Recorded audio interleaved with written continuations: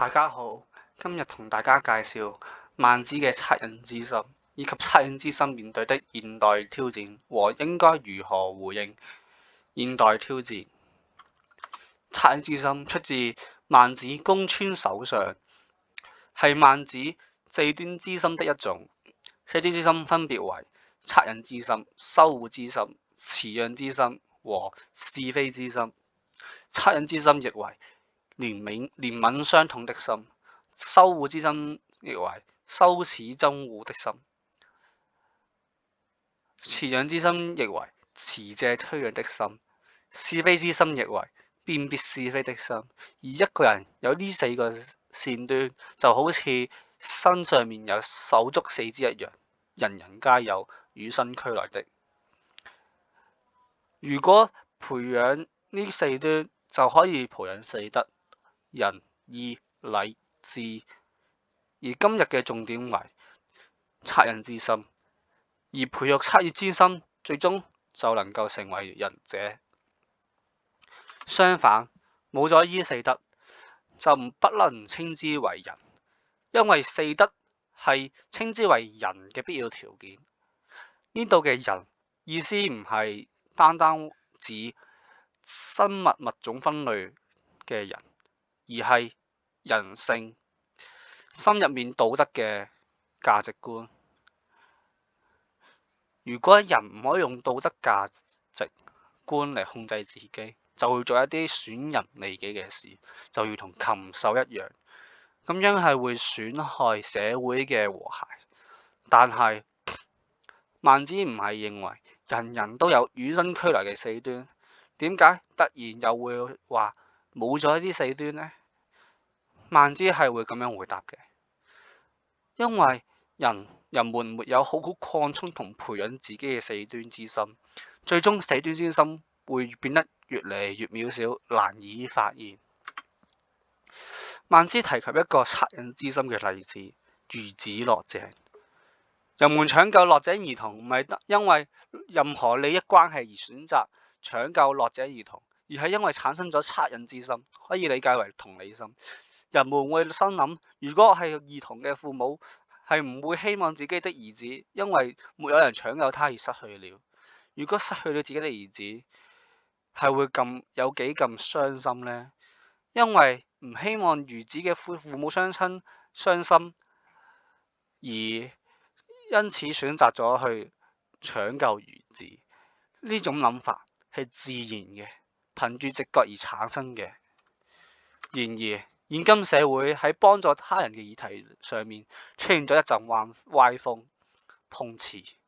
以內地女大學生扶老人反遭索賠事件為例，事件詳情為內地一名女大學生見到老人摔倒在路邊，上前扶起老人，非但陪同老人送院治療，仲攞出自己嘅生活費為老人墊資1000多元人民幣。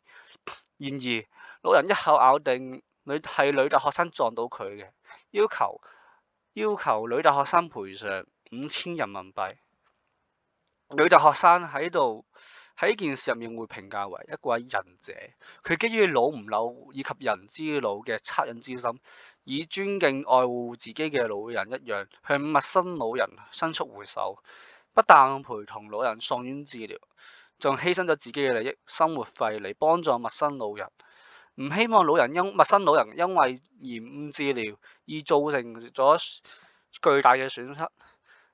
但係佢反而被老人誣陷為涉事者，而老人嘅評價為佢係一個缺乏羞恥之心，利用他人善意謀取私利嘅一位人。佢亦同時反映咗部分人對義呢個德行嘅背離，咁樣係一個道德嘅扭曲。碰瓷嘅案件唔係少數，呢個對社會造成巨大嘅負面影響。公眾恐懼被訛詐，寧願選擇冷漠，唔去伸出援手，而埋沒咗自己本能嘅惻隱之情。如果係孟子，佢會點樣回應呢？佢會話：社會唔應該恐懼被訛詐而選擇冷漠，首先應該要激發所有人嘅仁義、禮、智，因為呢四德係人與生俱來嘅。只要老人願意培養呢四德，例如仁德，唔以自己嘅利益為先，書為人着想，就唔會再有碰瓷呢個情況出現。而公眾係要擴充自己嘅四德，例如仁德。一旦看到有需要幫助嘅人，公眾都會出手相助，咁樣先係理想嘅社會。要達到孟子理想嘅社會，應該以教育為出發點。教育何謂惻隱之心？如何實現惻隱之心，以及惻隱之心所帶來嘅好處？現代社會均認同教育嘅重要，並推行義務教育制。以香港為例，而家已推行咗12年嘅義務教育。早在1990年嘅中國語文課程綱要提及，需要喺中3學期內學習論性端，令到每個喺香港受到教育嘅人可以認識同埋擴充四德，令到香港社會變得更加好。喺2023年嘅香港義務工作調查入面，顯示咗香港人投入嘅義工時間每年都有明顯增長。由2009年至到2023年嘅義工時數升幅為76.32%，可以見到香港社會人人都實現咗惻隱之心，喺空閒嘅時間幫助他人，不求回報。最後，我認為孟子嘅思想嘅當代意義係在於四德仁義禮智，為解決現代道德兩難提供咗哲學嘅基礎。現代人需要透過培養四德來促進社會嘅美好和諧，而其中仁作為核心，正是建構友善和諧社會嘅關鍵。唯有教育四德為核心，方能實現孟子所倡導嘅理想社會。今日嘅分享到此，歡迎大家嘅交流，謝謝。